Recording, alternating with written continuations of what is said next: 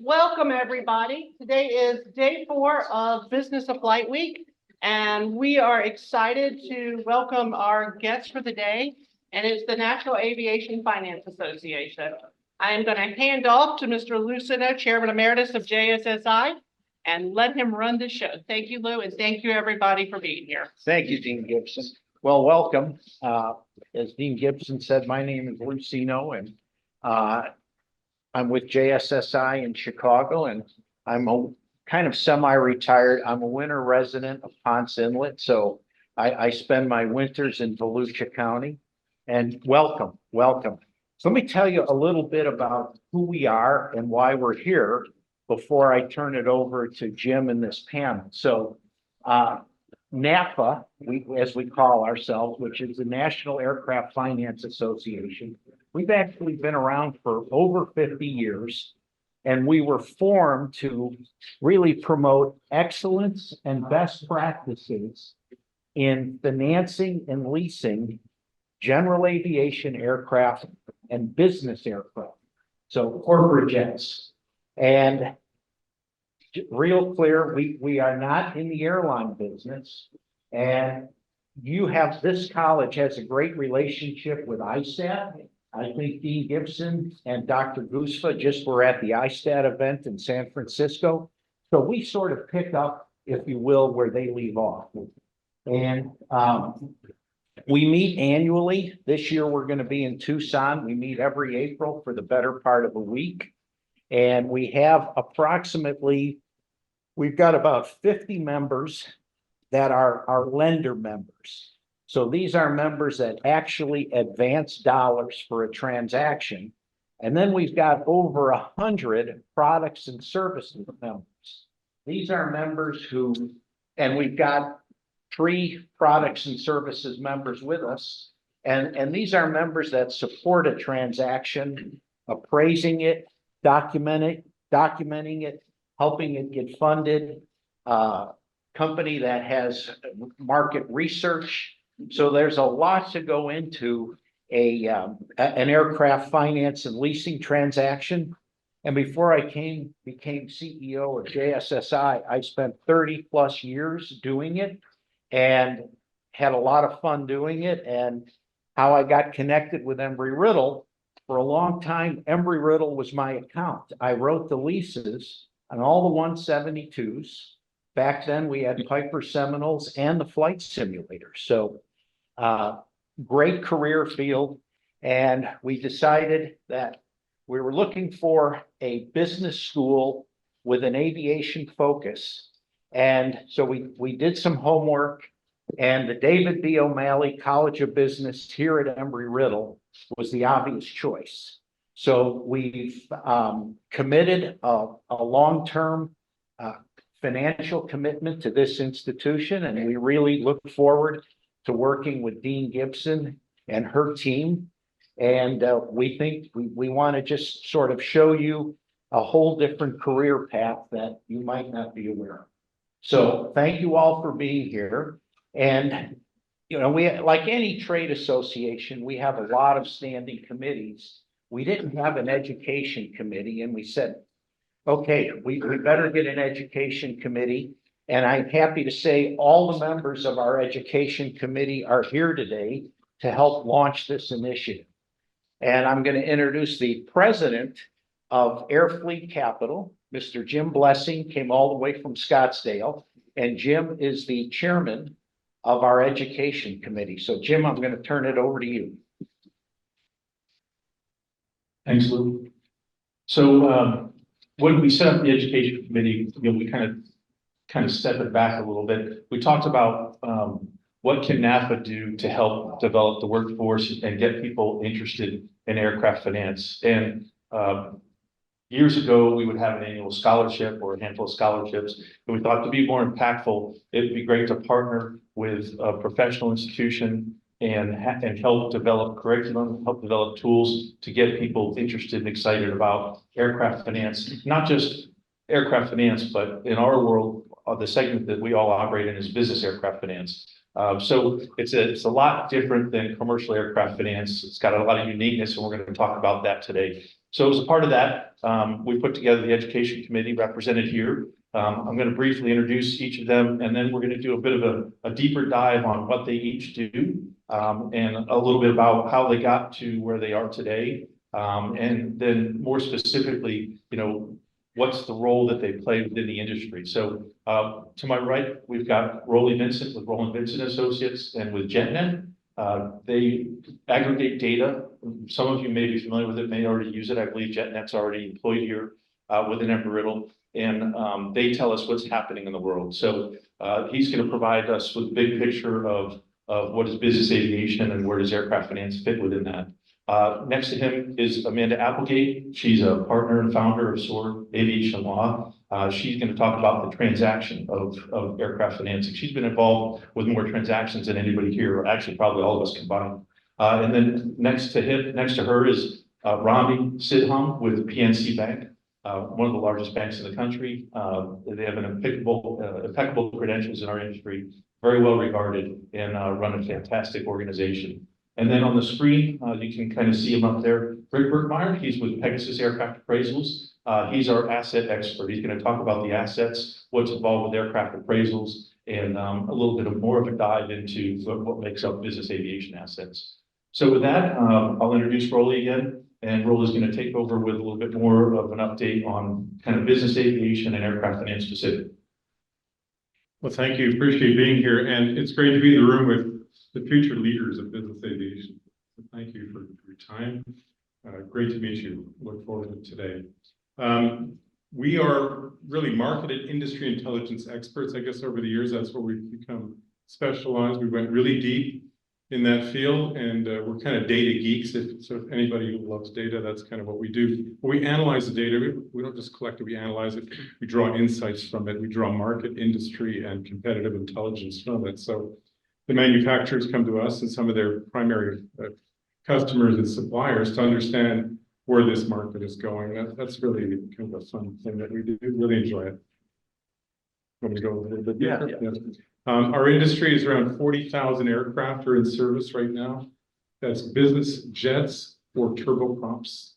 They're not all pressurized. Most of them are, though. They're high performance machines. They operate typically at altitudes up to 51,000 feet. So these are advanced aircraft in many cases, quite expensive, but they live for a long time.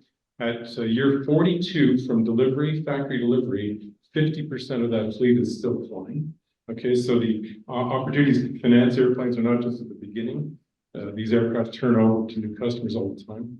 At year 42, half the fleet is still going. If it's a turboprop, it's year 50, and half the fleet is still going. That is completely different from commercial aviation, where at year 20, you're looking for a desert somewhere where you live, right? For living, to park that plane and you'll never see it again, except maybe the motors. That's great. Thank you. Yeah. Well, first I would say it feels like just yesterday I was in those chairs. It may not look like it, but I feel like I was the young kid on the block for a long time. So what my firm does is we help people buy and sell aircraft.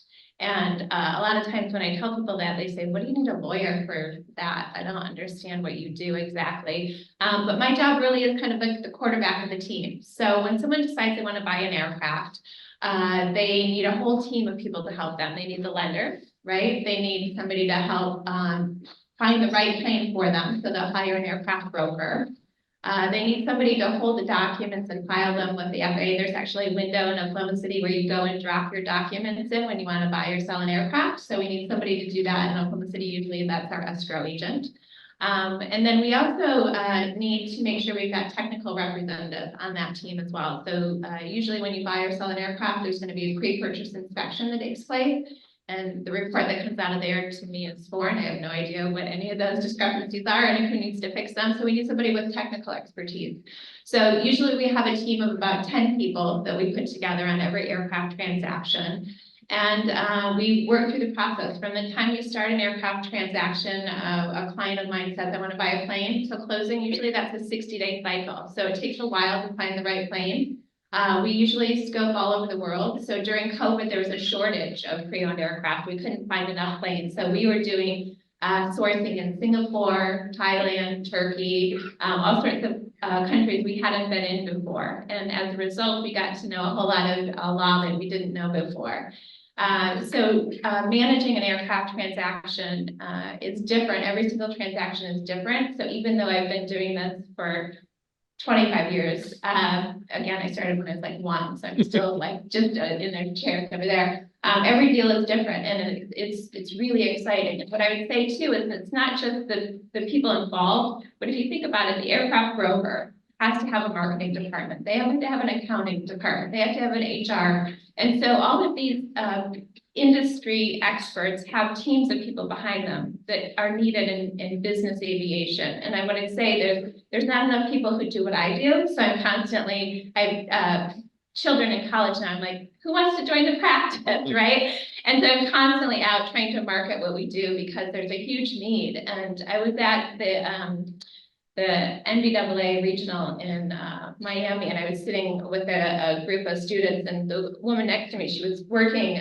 going to school and working as a ticket agent for one of the airlines. And in my mind, I'm like, that's a really hard job. Like, I don't know if I would want to do that job, especially because I know of so many great jobs at the entry level in business aviation that may be a little less stressful, may pay a little bit more, and just give you a better work-life balance. So happy to talk longer about what we do on the transaction side, but I know that there's someone else that wants to talk too. Rick, we'd like to ask you to talk a little bit about the asset. Maybe also, if you wouldn't mind hitting on the price that people pay for a business aircraft. A bunch. Rick Berkmeyer, I'll mention that Amanda has it wrong. I'm the young person on the block on this panel. So I resent that she's tried to usurp that position. But also, before getting on here, I spent 2 hours in makeup, and I feel sort of like Richard Nixon versus Jack Kennedy, starting to streak and like. But my background is spent, and I don't want to take anything from Remy, who's going to speak to this, but spent 30 years plus years in banking with what's now Bank of America and then Citigroup's investment bank. I've been down Dr. Guzfa, who's here with me. He did not go through makeup, so he's hiding in the background. But I've spoken Sunder's classes, and generally the Embry-Riddle students are asking me, is investment banking, is banking a good place, and that sort of thing. I'll defer to Remy on that, but I started back with the fellow Mike Amalfitano. We were at what was Fleet Capital at the time and became B of A. And then Michael is a trustee at this point, and he runs Embry-Air, and he recruits heavily. He hasn't recruited me, but I think he recruits heavily from Embry-Riddle University, and I know he's there quite often. The like. Then from there went up to Citigroup. In these positions, I was always looking at the asset side, what the collateral is worth, whether it's the engines, the aircraft, the parts, all that sort of thing. So corporate jets, probably run the gambit from a Honda jet up to the 7,500 or the big Gulfstreams, which may list at $80 million and the like. All of these folks in the corporate aviation recruit heavily at Embry-Riddle as well. So they're great places. The engine OEMs as well, Pratt & Whitney, Rolls, GE, they also buy heavily for your positions and the like. So that is myself. I'll mention one other person in passing. I was at a conference in London about 2 weeks ago, and one of the superstar brokers is also happens to be a trustee, Steve Verzano, and he did a presentation, and everybody in the audience, the brokers and everybody, it's like, my kids don't, they don't even know what I do but they want to meet you and they want to work for you, and he's up on TikTok and all this kind of stuff. So a true superstar in the brokerage side, and he has his office in London is a cockpit of one of these airplanes, and so he entertains, socializes, and what have you. And I hope to be back on campus in front of you all over the course of the year and life. So, thanks. Rick, while we have you, what, your business is evaluating collateral. What goes into your analysis of collateral? How do you evaluate the collateral? So I'm looking at a lot of data, and there's data sources out there. There's Aircraft Post, JetNet, Amstat, Blue Book, all of these sort of data, and then talking amongst the brokers, trying to figure out what the value of something is. And so it's the intersection of supply and demand. And as Amanda had mentioned earlier, about 2 years ago or so, there was just every billionaire wanted an airplane and there weren't any available. I've made a little cottage industry out of representing billionaires in divorce, which is always enjoyable. But anyways, everybody was out looking for a plane. They couldn't get them. They shot prices up. Raleigh tracks that stuff, or is familiar and speaks to it quite often. But it's not only just the aircraft, it's the engines, the auxiliary power units, the parts, all of that sort of stuff. That's great. Thank you. And before we get to the finance side, Rolly, I wonder if you would take us through a little bit more about when you talk about the size and scope of the market, how many new aircraft are delivered each year? And then what, from your perspective, is the role of finance in this market? Yeah, great questions, Jim. We're looking, last year there was around 730 new business jets that were delivered worldwide. So that is if you like the bathtub, that's the amount of water coming into the bathtub, emptying, which are retiring airplanes and aircrafts that are parted out or accidented. That's around 250 airplanes. So that's about 1% of the fleet is leaving, and we have about 2% coming in. So the fleet is growing around 1% a year, CAGR. So that's a cumulative growth rate. So it's not a high rate of growth, but it's a solid rate, and we get that long life. So your MRO shops and other sort of services around that are doing very well. And where do you see finance fitting in with that? Well, as people buy airplanes from factories, from manufacturers, call it 30 to 35% are financing it right off the bat. And some will actually take the aircraft, pay cash, and then later on come back and finance it. So the data that we see, around 30 to 35% right away finance, and then many come back, I think, later on to finance after they've taken it. Some people just want to get the airplane. So December 31 or 32 is the longest day of the year in our industry, where Amanda and others are super busy trying to get airplanes delivered to customers for a lot of reasons, tax and otherwise. They want to make that transaction occur. But in some cases, it's just so much to do that they'll pay cash, but really they want to finance the airplane, and that'll come maybe in February. Yeah, that's right. So 40,000 aircraft total out there, probably about 30% of those are financed, about 12,000 units represented by this group here for the most part.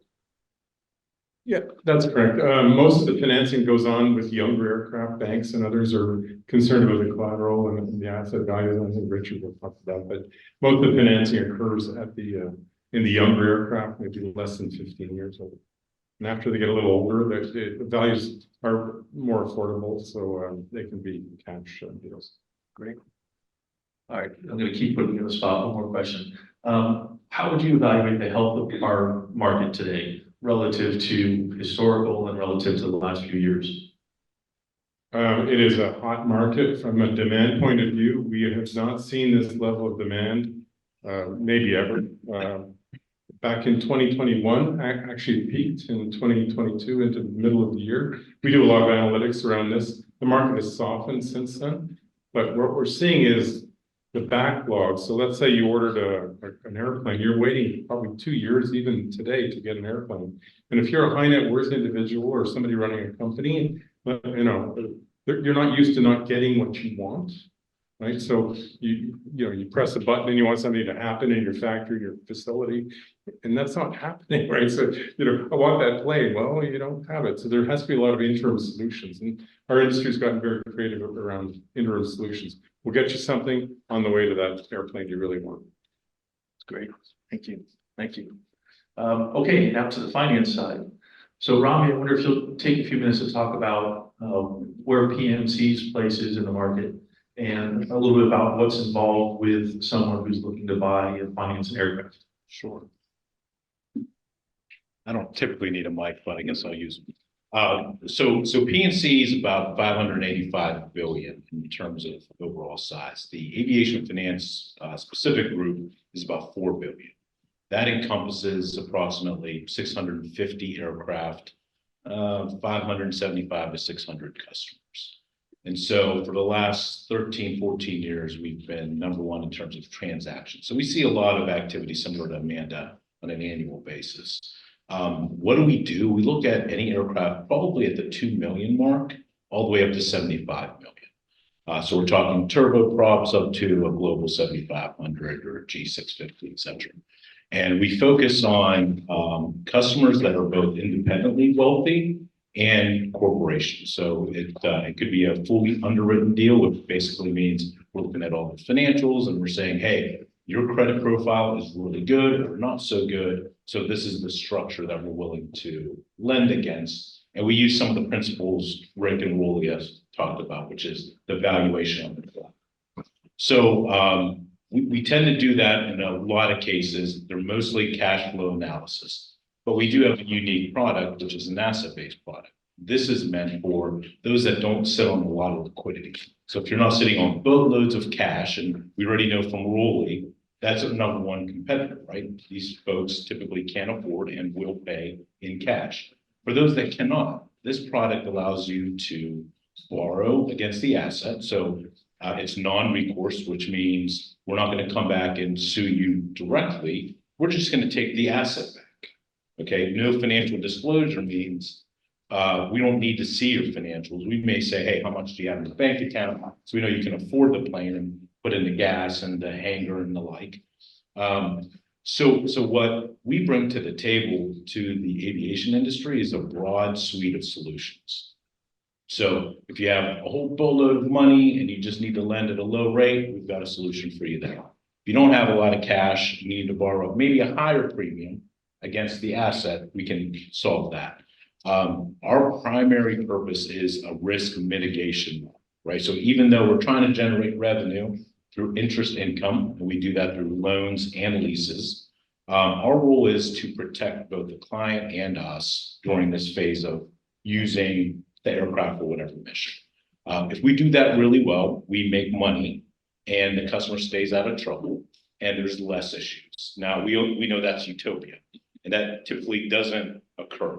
So that's why we talk to the panel here and find out, all right, what's going on in the industry today? Where are we seeing concentration risks? Where are we seeing challenges in the asset itself? What are the OEMs delivering so that we understand sort of the compilation of pre-owned versus new deliveries and what that does to the space. So part-time, I'm a professor, so I love teaching and talking about this stuff. And being in front of you guys sort of gives me that energy. So I am really happy to be here. Great, thank you, Rami.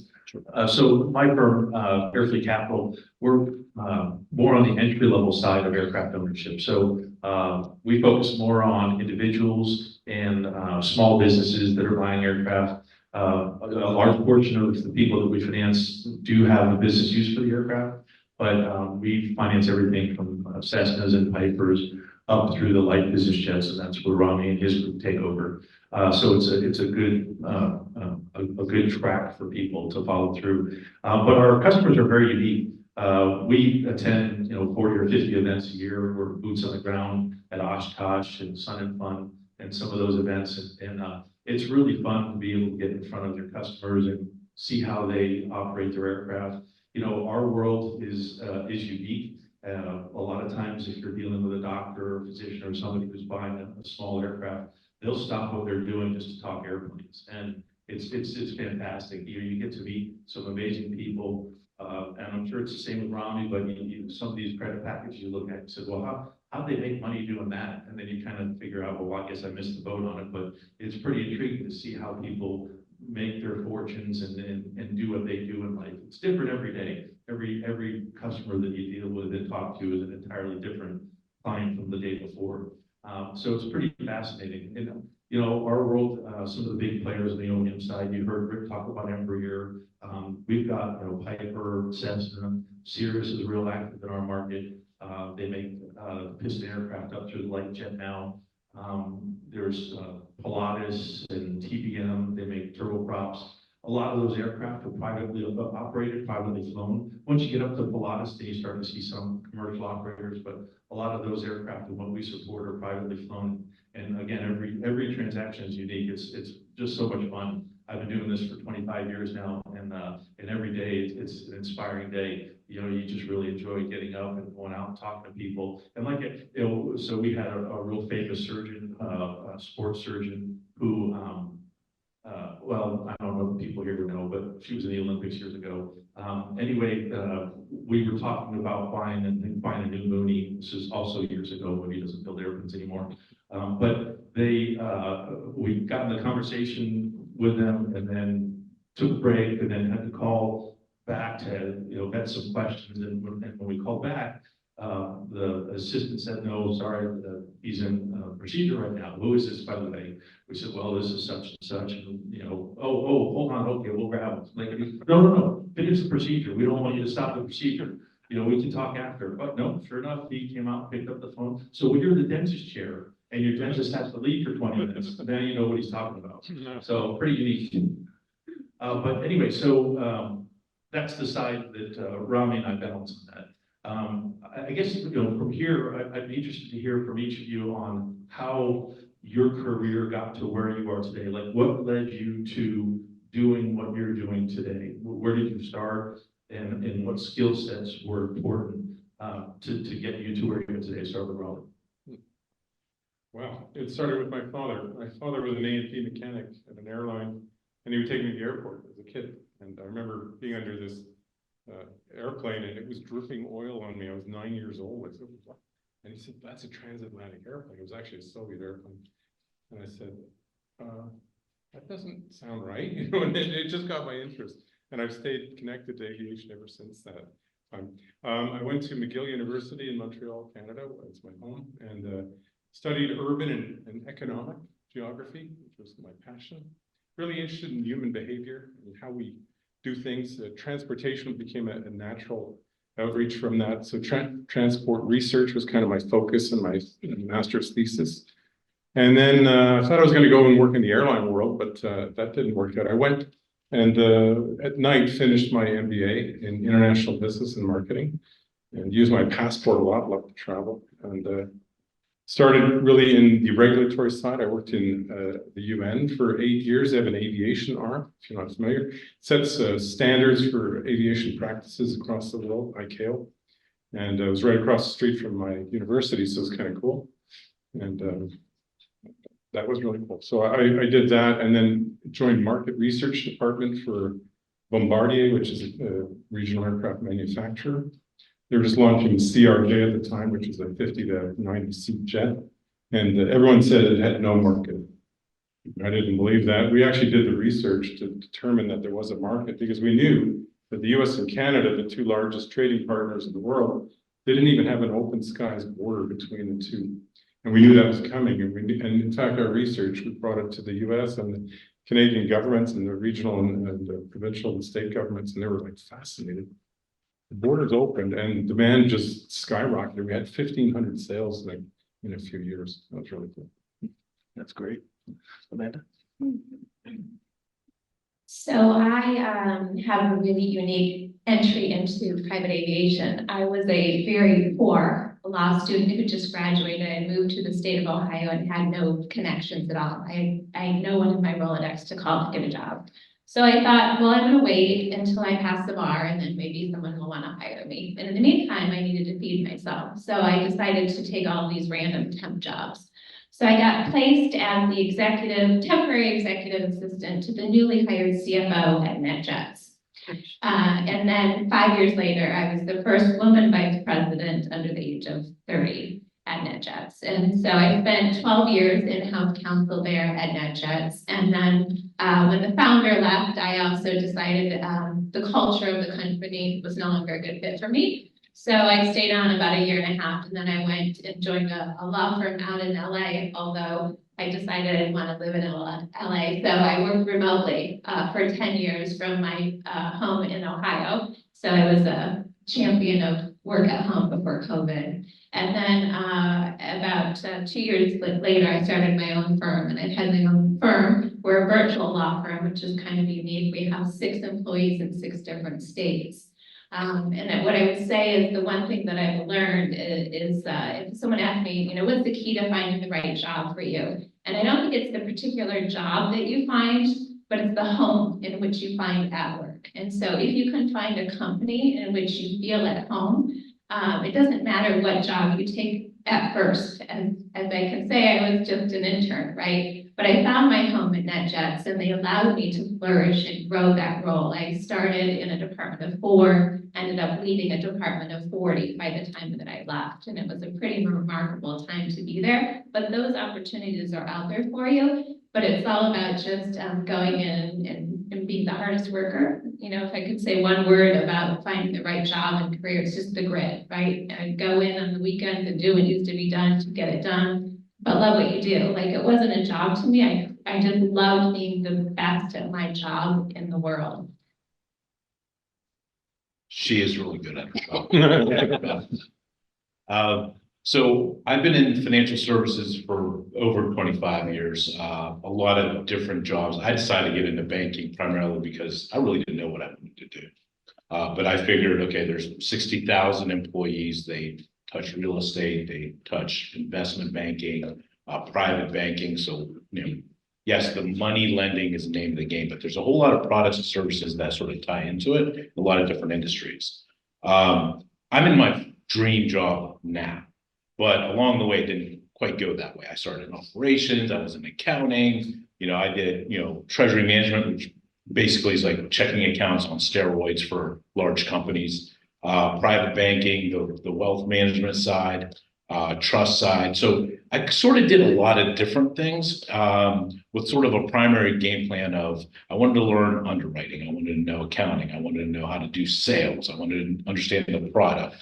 So when you get into banking, you sort of get all of that. So if you're unsure of what you're really good at and just sort of curious, it's a great way to feed your curiosity.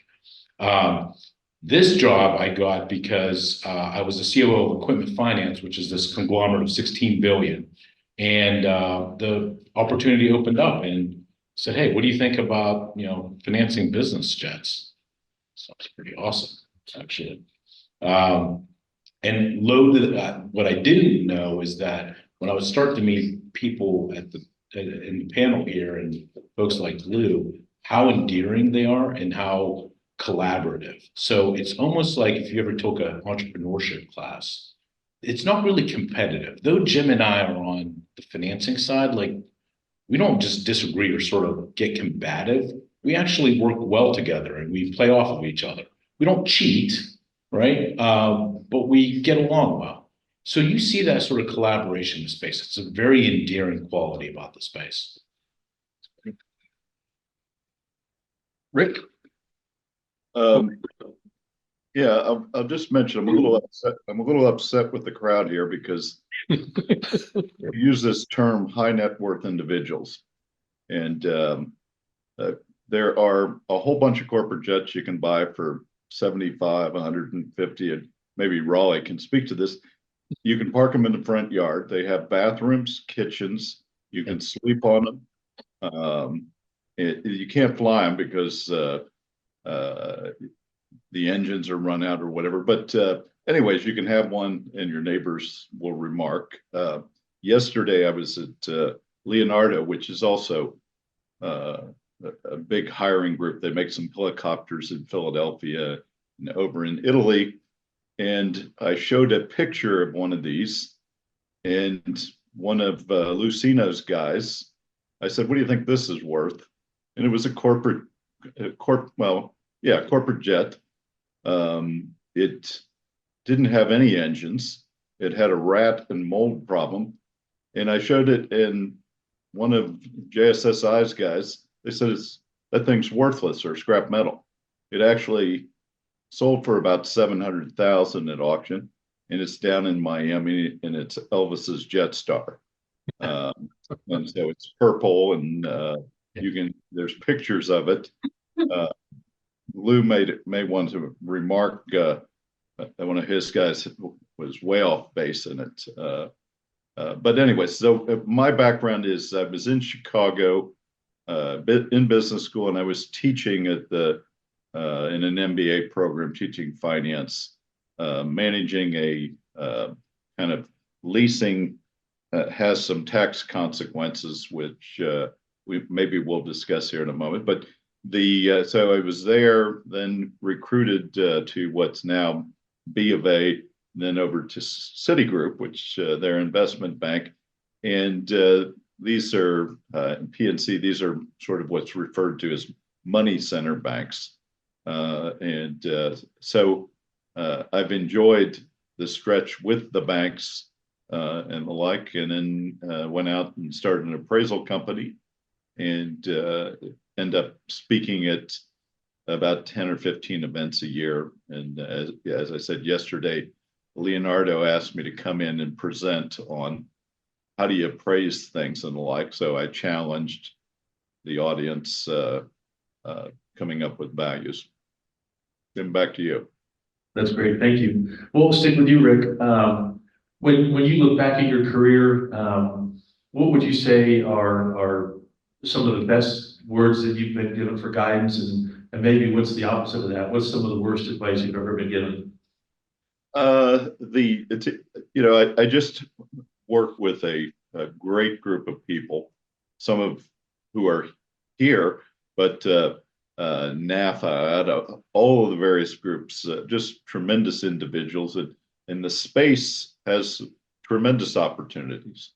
As I say, Mike Amalfitano is running and doing a great job, tremendous job over at Embry-Riddle. And so the folks that I've mentioned, they've all done good jobs. I don't know that I'd be hard pressed to come up with anybody that's given me bad advice.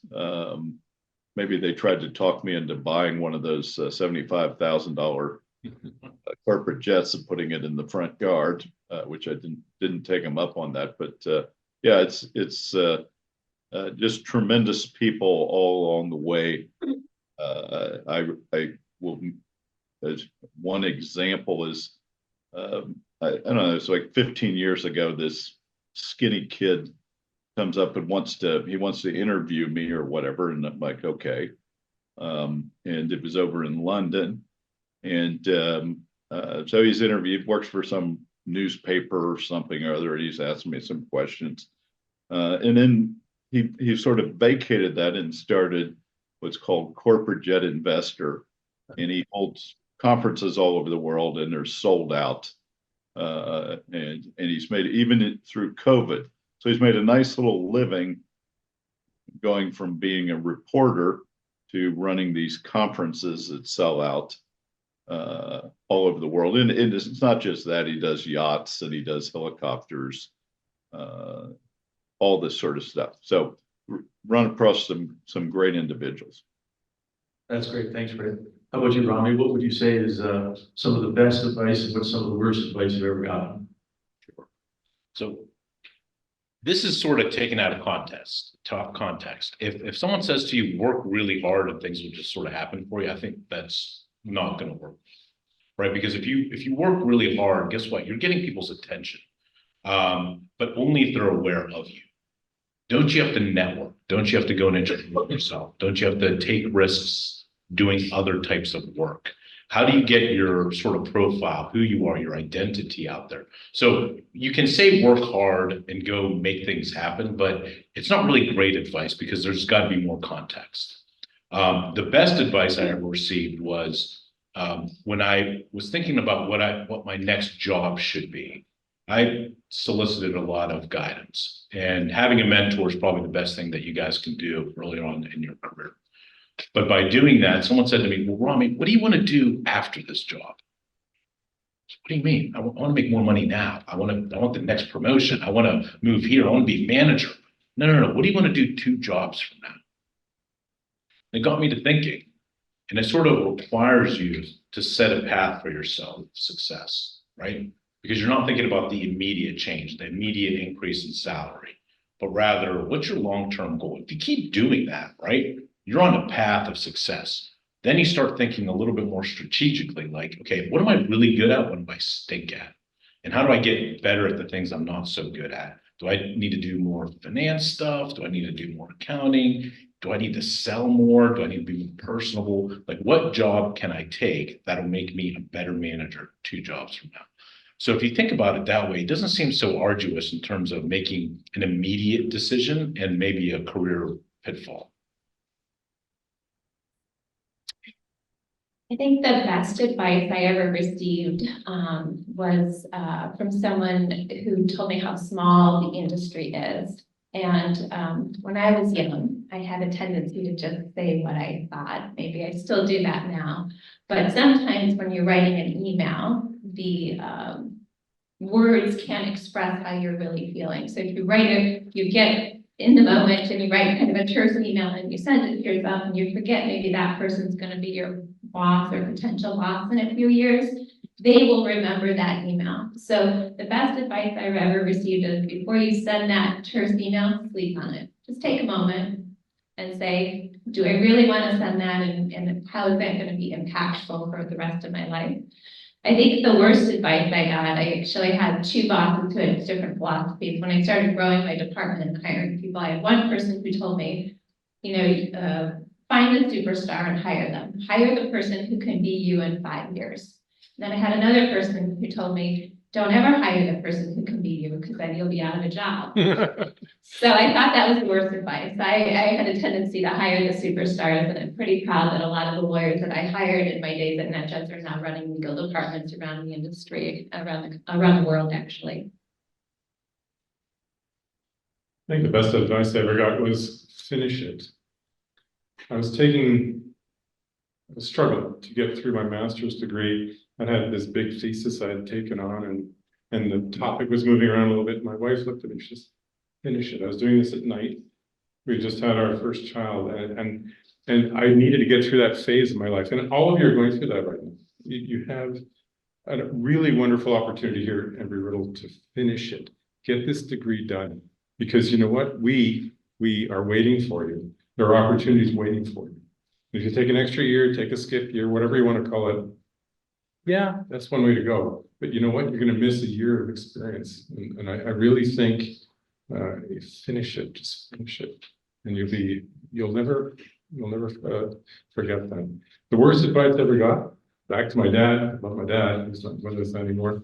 He told me, he says, Rolly, don't ever work for an aircraft company.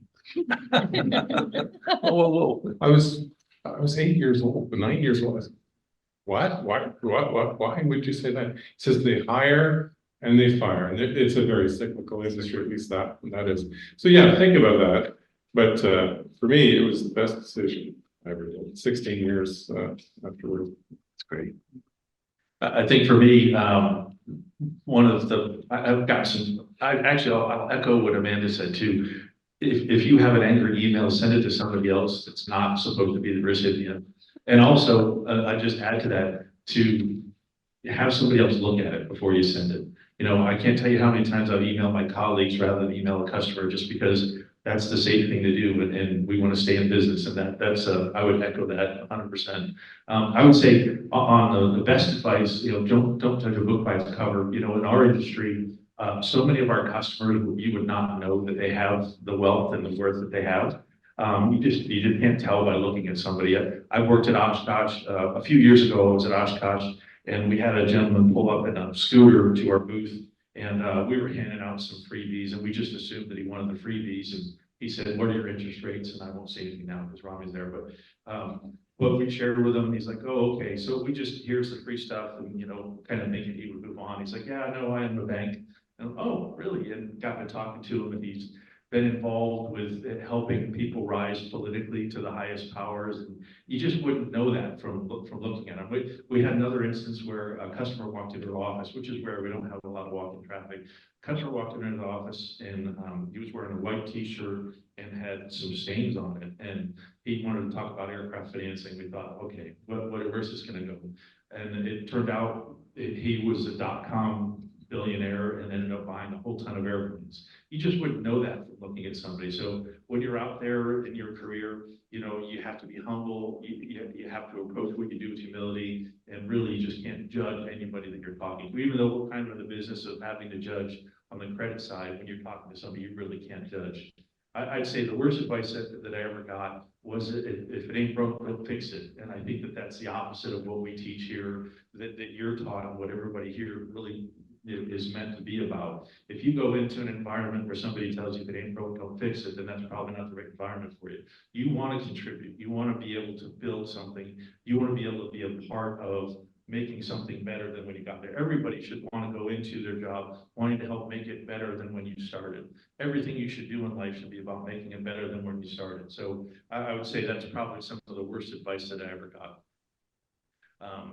Did anybody have any of the little nuggets? I have one.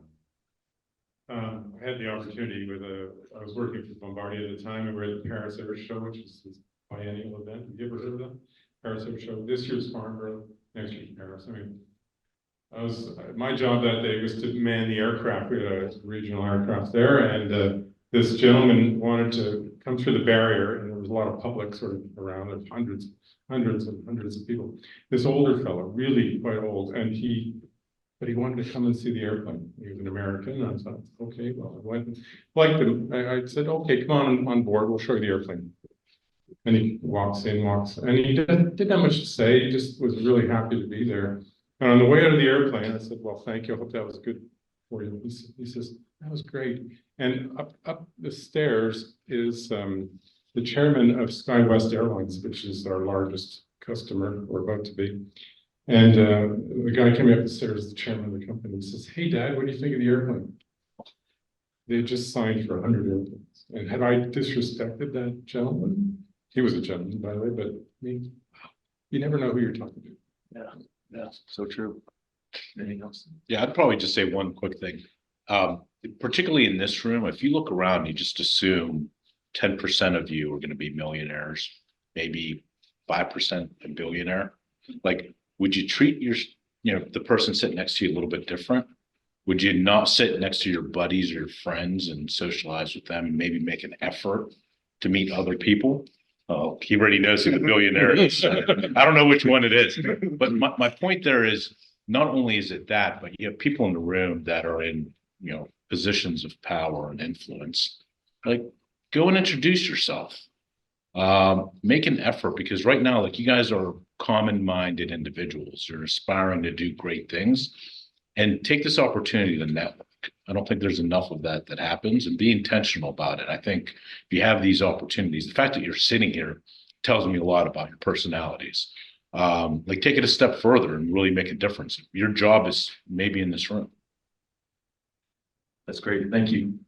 We're going to take questions here in a minute, but before we do, what would you give everyone here as advice for if they wanted to pursue a career in what we do collectively, and what type of career opportunities are there? So with what you do, what could someone do to position themselves for that career? And again, what kind of opportunities exist? I'll start with Roland. I mentioned at the beginning, we're data analysts. We're always looking for people with that sort of skill. In fact, we often look to the banks for that. So if you take a job in the banking world, you're going to get really good FP&A skills, financial planning and analysis skills. They're very helpful. They can be used like engineering across many, many different companies. So FP&A, financial planning and analysis. Strategic planning is where I sort of shone at one point for some reason. They said, hey, try to do this. And I worked on product planning. That was really fascinating in this industry. So again, just stay curious. And when you offered an opportunity, I said yes. And it meant a relocate to Wichita, Kansas. Many people don't know where that is. We love living there, but who'd want to visit? How about you? I think what I would say is in business aviation, there's every job that you can think of, right? So there's marketing, there's accounting, there's research analysis, there's computer programming. So any job that you can think of, that job exists within business aviation. And it's an industry that I don't think does a really good job of finding new young talent. So it's an industry that's hungry for all of you. And so if you're interested in something, right, you want to have a job somewhere, just remember to think about business aviation, because whatever job you want probably exists and probably has a vacancy in business aviation. And I think it's a little different from other industries because it's small. And so many of the colleagues that I worked with, for example, 20 years ago at NetJets, are now in 15 other positions around the industry. And I grew up with them, I know them, and we have remained a family. And I think that's different than other industries and what makes us unique. And I think the reason I feel like I've had 3 great jobs within the industry and would never looked outside of the industry for a job. So at PNC Aviation Finance, we have probably about 50 folks that I manage. 13, 14 are in sales. So if you have an appetite and you're personable and you want to go win, we've got a role for you there. There's about 25 in operations and servicing, right? So if you're really good at attention to detail or like working with really smart people like Amanda on dock negotiation, we have a role for you there. We have asset managers. So I think I've got the best asset managers in banking on my team, Rudy and Wendy. They know everything about aircraft. And guess what? What they don't know, they know all the right people. So, and then I've got marketing, that's super important, and then underwriting. So if you've got a different perspective on, but you just want to be in the space and aviation, there's a solution for you. And the one thing I'll tell you that I love about my job is I just have the best people. If you spend the time, you hire the right person, your team's going to be fantastic. I'm just overhead at this point, right? And that's how you want to be treated. You just want to hire really smart people. So what Amanda said before about hiring that great person, do it every single time. How about you, Rick? First of all, Wichita takes about the only way to get there is covered wagon. It takes about a month, and I know that because I'm doing a property tax conference out there, assembling it, and it takes forever. But I might suggest, Jeremy has said looking at maybe a first job in sales, because it's a great way to move up in an organization. And I've reflected on Malfitano and Steve Verrazano, their sales at some point in their career, and they remain salesmen for their life. So it's sort of a nice area to start at. And, you can look at, there's all sorts of, the engine folks, the instrument folks, Garmin, all these folks that I'm certain are in the university or down there recruiting heavily. So I would, before interviewing with anybody, look into, what it is they're doing. You have at your disposal LinkedIn, social media stuff. You can really kind of look behind the scenes a little bit. And I think that will serve you well in the interview process. That's great. Thank you. It's hard to characterize how interesting our industry is. And in just a short session like this, we all look at things a little bit differently on this panel. You've got a lot of seasoned professionals here. If anybody watched the Super Bowl this year, one of the big storylines was Taylor Swift flew from Tokyo to, I think she went to LA, and then from LA to Las Vegas. So the storyline was, from our perspective, how's that gonna work from a business aviation standpoint? Is she gonna leave from Tokyo, get there the same day because of the time change, or is she gonna have to get there the next day? And then we're thinking about what kind of airplane she's gonna fly that's gonna get her from there. Turns out she had two Global 7500s, I think so what it was.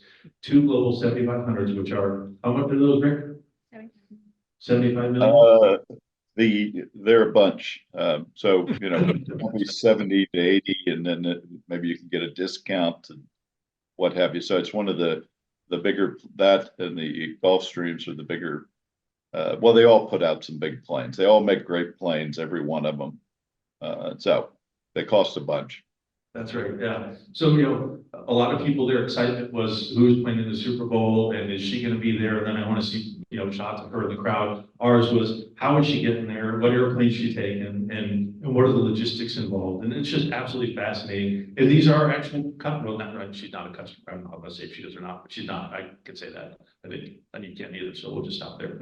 So, but a lot of these people who, you find the unique industries, but you also find a lot of people that they'll talk to you, in the middle of their production or after a sports event, which is maybe a major sports event that you've seen on TV. It's really a pretty interesting industry. So with that said, I'd like to open up to anybody who might have any questions for anybody on this panel. Anybody have any questions they'd like to ask us? Yes, sir. I just wanted to see if you guys can tell us about how to join your organization in the future. I'm pretty sure it's not probably open to everyone, but like I would like to get more involved. So I would like to know more about it. Sure. Okay, I was gonna kind of cover that actually at the end. Oh, okay. Yeah, I was gonna. We're going to defer that to the Yes, very end. but we'll- Great question. Great question. Yeah. Thank you. He's got the application, so. Hi, my question is more for Amanda. I know you said you've been working remote for quite a while. What is your view on that for the aviation industry as a whole, business aviation, to be able to do that and succeed? And is it going to be kind of a possibility across? Yeah, I've been championing work from home since I started my career. So when I first was at NetJets and I hired someone, I didn't really care where they did it or how they did it, as long as they did it well. And that's been my philosophy as a leader from day one. I don't think everybody has that same philosophy, but I think things are changing. I think your generation is requiring it. And I think it's a necessity. It's insane to me that I need to be in a cubicle to do a job in which I could do just as well from home while I'm also doing the laundry or managing my 4 children or, whatever the case is. So I think it's coming, and I think the leadership in most high-level companies understand that it's a requirement for this next generation. I think your generation is going to require more work-life balance, and I'm all for it. I think it's healthier, honestly, if you look at what the other workforces do around the world compared to America. So I think it's coming for you, hopefully. Thank you. Any other questions? Anybody have anything else they'd like to ask? Can you ask Mr. Rick when he's gonna come visit us? Rick, when are you going to come visit us? Visit them. I'm down in Florida quite a bit, so in short order, and I would say that, and maybe Lou mentions that each and every one of us, you can contact me at any point in time. I think everybody else, if you have some questions or you want some recommendations or you want to pick our brains or whatever, you have, I believe you have our email addresses, phone numbers, what have you. So I'm happy to answer any questions you might have. And then, I usually show up in Embry-Riddle to play tennis with a bunch of old guys down there. And so I show up there, and then usually I get invited into class, and always willing to answer questions and have plenty of suggestions and go from there. Thanks, Rick. I think the short answer is after he's done at Wichita, but Great. Well, anybody have anything else? And, as Rick mentioned, we've got cards. I'm happy to share any of our contact information with you, answer any questions offline, and we'll be here for a little while after. So, perspective. Before I turn back to Lou, I don't know, maybe some of you know that Lou's also on the board of EAA, which runs Oshkosh up in, Wisconsin. And each year, it's the largest gathering in aviation. It's so phenomenal. If you've never been to Oshkosh, and you put it on your list of things you have to do in your life. When we hire people, we take them to Oshkosh, usually the first year they're there, just because you get to see the entire aviation ecosystem in one place. Everything aviation is at Oshkosh. It's such a phenomenal world, and if you guys haven't been to Oshkosh, you should go too, but it's just such a phenomenal world. No question. Oh, we have a question. Real quick, what was the biggest setback that each of you had in your career? And was there anything that you did specifically to overcome it, or was it just more of the example of just keep on fighting? Great question. Who wants to take that? Rolly. I've had two major setbacks. They were both personal, let's say, where I wasn't in sync with my boss. And I learned over the years that I have to do what I believe in, and I did in those both cases, but it didn't work out so well in terms of, job continuity, let's just put it that way. But the good news is, 15 years ago, I started the company, and we love it, and we're virtual right from the box, out of the box. We love it. So for every door that slams in your face, think of it as an opportunity.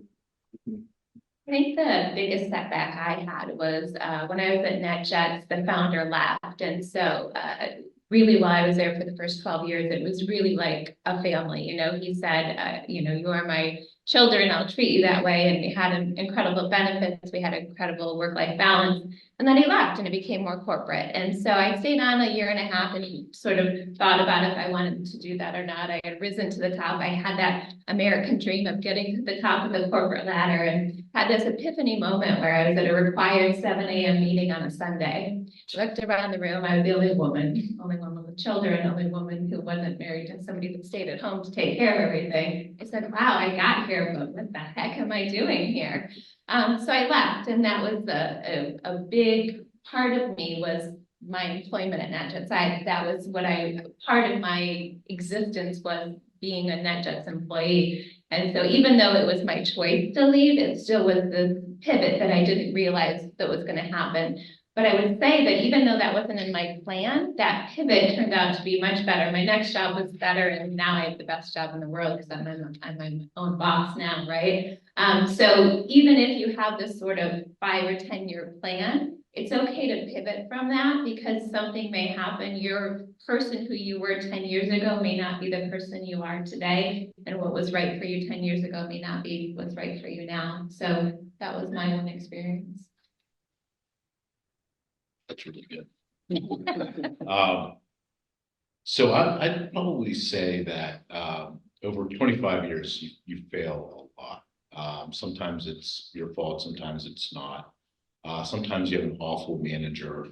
The one thing I struggled with over time was really putting it into perspective. So everything seemed like dire need, the next promotion, the next solution, like doing my best all the time. It's a tremendous amount of pressure you put on yourself. And then somebody said something to me once, and they said, "Mommy, why do you care so much?" I said, "What do you mean? Like, don't you want me to care?" "Yeah, but don't you know that you can you can have more influence on your 3 kids at home than you can in the office, right? And they're going to be a reflection of who you are."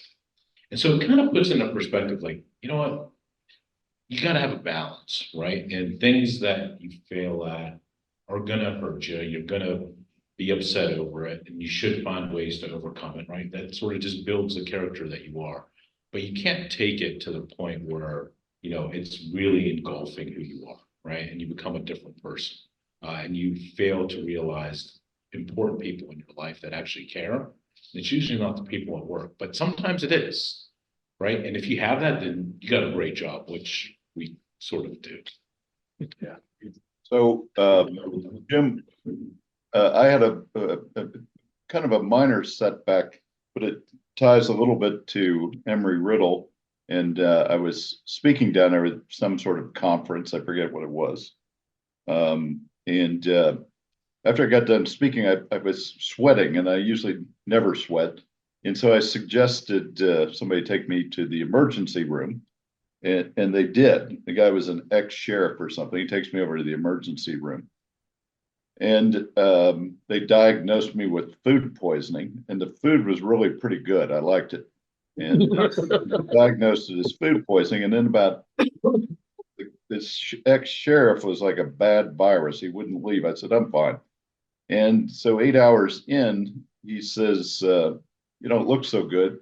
Is there somebody that I can call? And I said, well, my daughter's a surgeon, and my ex-wife called them. And my daughter immediately knew what it was. I didn't, because she was somewhat familiar. She's a pediatric urologist, a former Dallas Cowboy cheerleader. And so she calls and is screaming at the emergency room and says, that's not food poisoning. He has my aortic valve had dissected. So not to get in the medical stuff. So 8 or 9 hours later, they throw me on a helicopter. I go down to stands. And I remember getting onto the helicopter, and the guy said, what do you do for a living? And I said, well, I appraise helicopters and airplanes. They're like, well, how much is this worth? And I was like passed out. And I said, well, I don't really know what it is. And so they were nice. That I had a half-hour flight and then operated on for 13 hours. And I wake up, I've been in a coma for 10 days or something or other. And I wake up, my brother's there, and I can't remember. I said, what am I doing here? And there were out in the hallway, there were 7 police officers. And so I looked to see if I'm strapped in or something. I said to my brother, I said, well, what did I run over a bunch of people and kill somebody? And he said, no, they have your billfold. And I said, they have my billfold. He said, yeah, they want to give it to me, but I don't know what was in your billfold, and I'm not taking it. And so anyways, out of that, Vitale had to go clean my hotel room, and he's got a side business of cleaning hotel rooms. Other people packed up my luggage. They returned the car, and everything was fine. And I hung out there for a couple of weeks, and so back to normal. Great, thanks, Rick. I think that was a fantastic question about setbacks in life. I just add a little bit more to what Rami said. Everybody's afraid to fail for sure. But as managers, we kind of have to let people go down a certain path some way so that they can learn that lesson, which, it can't be a significant impact, but you kind of have to have those experiences in order to become stronger and better at who you are and what you do. Failure is inevitable. It's going to happen. The first 7 years of my career was a constant failure, but it kind of set me up for where I am today. It's made me much stronger at certain things than I was back then. So, failure is something that, yeah, you have to deal with it, but you also, look at it and embrace what you learned from it, because that will never leave you. It's really valuable. With that said, back over to Luke. Thank you, Jim. And thanks for plugging Oshkosh. So, and that, by the way, the EAA convention in Oshkosh, I think for the College of Aviation is probably its single biggest recruiting event. And I'm up there for the week. So if you come to Oshkosh, I invite any of you, you will get the Lucino golf cart tour of all 120 acres of Whitman Field. It would be my pleasure to do that for you. So it's always the end of July, and be a lot of, last year we had over 600,000 people. So, and Jim, it's a great trade show for you. Jim's company is exhibited for a long time. But just to wrap up real quickly, NAFA.aero is the website, and you don't need a password. But as I said earlier, we have, our members are separated. Lender members like Rami and Jim, and associate members like Raleigh, Amanda, and Rick. And there'll be a full profile. And I would encourage you, all of our membership is aware of this initiative, this long-term professorship we've entered into here at Embry-Riddle College of Business. So I welcome you to reach out at any time to any of us or any of our members, and your email will be welcome.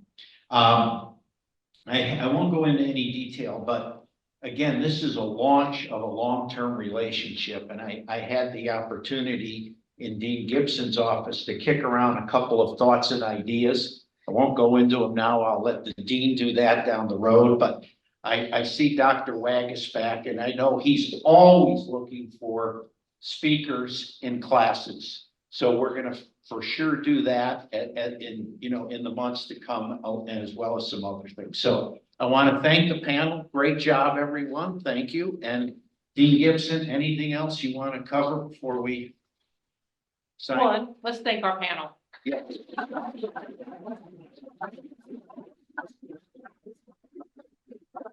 Two, thank you for coming out, representing beautifully like you always do, asking great questions.